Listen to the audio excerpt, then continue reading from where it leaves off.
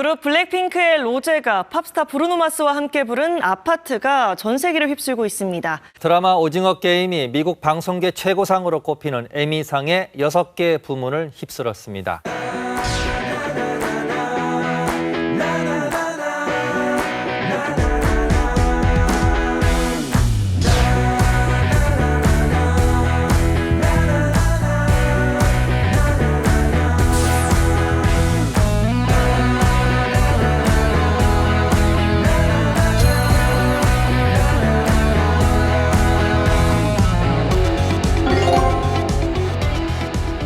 한국 사람이라면 듣기만 해도 괜히 흐뭇해지고 어깨가 우쭐해지는 단어가 있습니다. 바로 K 콘텐츠인데요.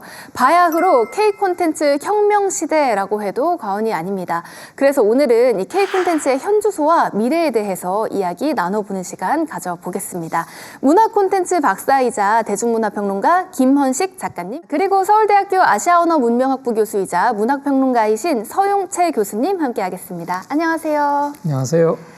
이런 한류의 시작은 아무래도 드라마를 꼽을 수 있겠는데요. 대장금, 겨울연가 인기가 정말 어마어마했습니다. 이렇게 K-드라마가 세계를 사로잡을 수 있었던 비결을 좀 다시 한번 되짚어보면 좋을 것 같아요.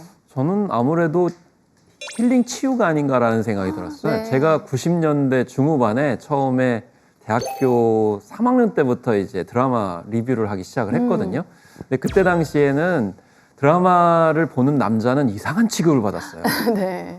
특히나 이제 여성들의 전유물로만 생각을 했었고. 네. 근데 저는 그때 당시에 드라마를 보면서 굉장히 위안을 많이 느꼈거든요. 네. 그래서 혼자 드라마 보면서 울고. 그러니까 드라마 보는 남자도 이상하지만 드라마 보면서 울고 있는 남자는 더 이상한 취급을 받았는데 네. 그러다가 2000년대 초반에 겨울연가가 크게 인기를 끌게 되면서 인식이 완전히 바뀌었습니다. 네네.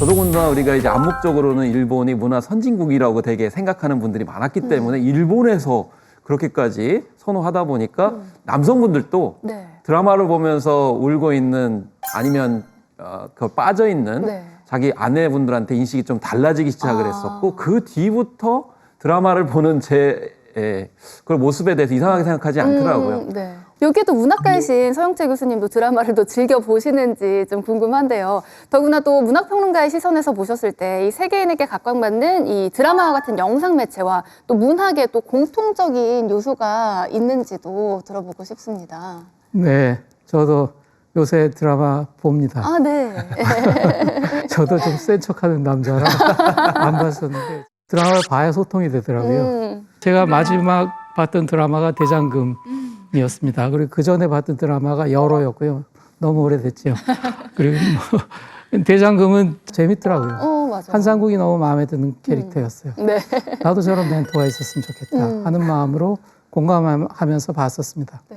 근데 그동안 이제 한동안 안 보고 있다가 제 친구가 거기는 불어학을 하는 친구인데 그 친구가 드라마 좀 봐보래. 네. 뭘 보냐? 그랬더니 나의 아저씨라는 드라마가 있는데 이걸 보면서 울었는데 네. 내가 미친 거냐? 아니면 정말 좋은 거냐? 그래서 알았다. 그럼 내가 보마 하고 봤어요. 근데 정말 좋더라고요. 아, 네. 문학을 통해서 받은 문화적 자양들이 드라마 안에 들어가고 있구나. 아, 이분들이 이렇게 깊어지고 있구나. 드라마를 쓰시는 분들이. 네, 그런 깊이나 감동은 영상, 문학 할 것 없이 정말 어디서나 즐기고 또 느낄 수 있는 그런 요즘입니다. 정말 이 K 콘텐츠라고 불릴 수 있게 된 거는 이제 세계인 모두가 이 K 콘텐츠를 봤다는 건데 세계를 반하게 한 비결은 무엇일까요? 먼저 김헌식 평론가님의 강의를 들어보겠습니다.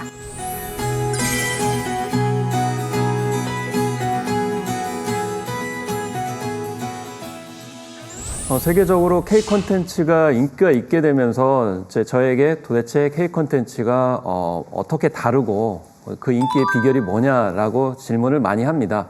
그래서 나름대로 해법이라고 해야 될까요? 이거를 이제 찾아보기 위해서 노력을 했는데, 사실 우리 K 콘텐츠의 정체성이나 특징이 뭐냐라고 물어봤을 때는 기존의 문화적 관점들과 비교해 보는 것이 무엇보다 중요하겠죠. 그래서 문화를 바라보는 세 가지 관점이 일단 기본적으로 있을 수 있는데요.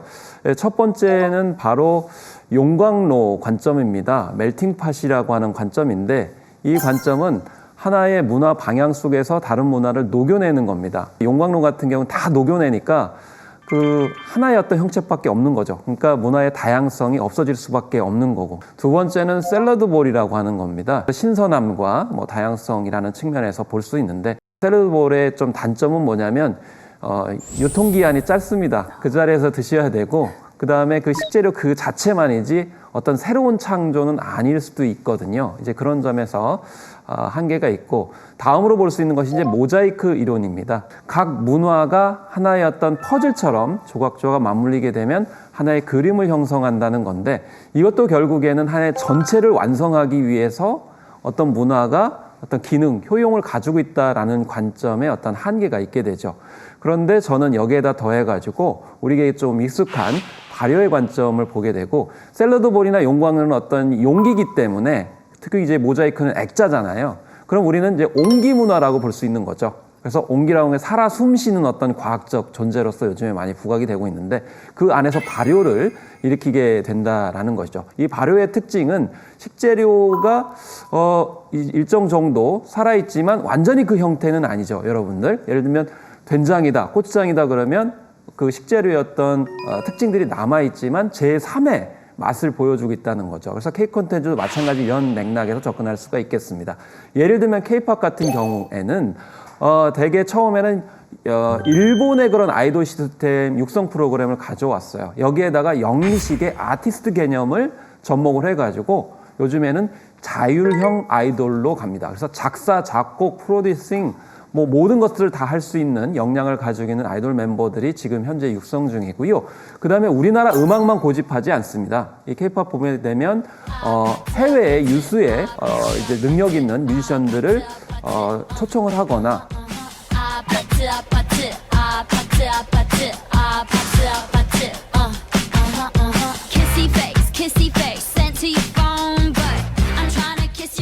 새로운 트렌디한 작품들을 만들어내고 그 안에는 어떤 한국적 정서라든지 또 문제의식들을 접목시키고 있기 때문에 이것도 제3의 발효다라고 생각을 하고요.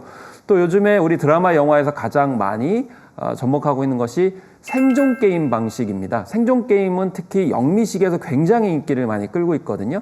오징어 게임 같은 경우에는 이 영미식 생존 게임에다가 굉장히 정적이고 공동체적인 어떤 가치를 부여해서 주목을 받았고, 전 세계 83개국에서 일군 시청자 수 1위라는 대기록. Now, with the show that everyone's talking about, it's called Squid Game. Squid Game is not like anything else on television. Think Hunger Games meets Parasite. 또 이 흑백 요새 같은 경우는 생존 게임은 잘 볼 수 없었던 음식을 접목시키면서 여기서 같이 공감할 수 있는 맛을 보여주는 그 과정이 굉장히 눈길을 끌게 됐습니다. 그래서 중요한 거는 어쨌든 문화의 어떤 효모 관점이라고 볼 수가 있겠는데요. 효모는 발효에 관여하는 미생물이죠. 그래서 굉장히 좋은 물질로 만들어내기 때문에 긍정적인 부분들이 있는데, 저는 이런 문화적인 효모 역할을 우리 K 콘텐츠가 하고 있다라는 점을 좀 말씀을 드리고자 합니다. 그래서 몇 가지 사례를 좀 언급을 드리려고 하는데, 바로 힐링과 치유 효과죠. 이 대장금이 세계적으로 인기를 끌었을 때 어떤 일이 있었냐면, 인도 같은 경우에는 자기 몸을 이제 상하게 하면은 감옥에 이제 가야 되거든요. 그런 상황 속에서 아마 감옥에서 드라마 대장금을 보여줬던 모양이에요. 그랬더니 그 수감자인 한 분이 너무 감명을 받아가지고 살아갈 희망을 얻었다고 그래서 제작진에 편지를 보낸 경우가 있었습니다. 너무 고맙다. 역경을 극복하고 자기 꿈을 향해서 가는 대장금을 보면서 살 희망을 얻었다, 이렇게 얘기하거든요. 그런데 이런 치유 효과는 K-팝에서도 굉장히 많이 이제 부각이 됩니다. 이 방탄소년단의 노래를 듣고서 자기 자신을 사랑하게 됐다, 라고 언급하는 청년들이 굉장히 많았습니다. 그건 결과적으로 지금 전 세계의 젊은이들이 굉장히 무력감에 시달리고 있거든요. 저성장기고 미래가 암울하다라는 생각이 들기 때문에 이 상황 속에서 이제 전 세계 젊은이들을 이제 위로하고 용기를 줬다는 점, 그것이 있기 때문에 거기에 팬덤이 형성이 됐기 때문에 이거는 단기간에 끝나는 건 아니다라는 이제 생각을 할 수가 있는 거고, 또 문화민주주의의 혐오가 됐다라는 겁니다. 그래서 K-팝 노래를 가지고 태국에서 K-팝 댄스 시위를 한다든지, 홍콩에서 문화 이제 시위를 한다든지, 그리고 최근에 대만에서도 한국식 응원봉이 등장을 한 그런 상황이 됐어요. 그래서 인권 문제, 민주주의 문제에 있어서도 우리 K 콘텐츠가 이렇게 마중물 역할을 하고 있다라고 볼 수가 있겠고, 그리고 가장 무엇보다 주목해야 될 것이 선한 영향력입니다. 예전에는 K-팝 팬덤이 자기가 좋아하는 오빠 언니들 응원하느라고 서로 경쟁을 하고 막 짓밟고 그랬었어요. 그런데 지금은 그렇지 않고 좋은 일을 상당히 많이 합니다. 그래서 인도네시아에 재난 홍수가 발생했을 때 십시일반으로 돈을 모아가지고 준다든지, 아프리카에 우물 파기를 해준다든지, 이런 식으로 좋은 영향력을 하기 때문에 당연히 팬덤이 확장될 수밖에 없다, 이렇게 볼 수가 있는 거거든요.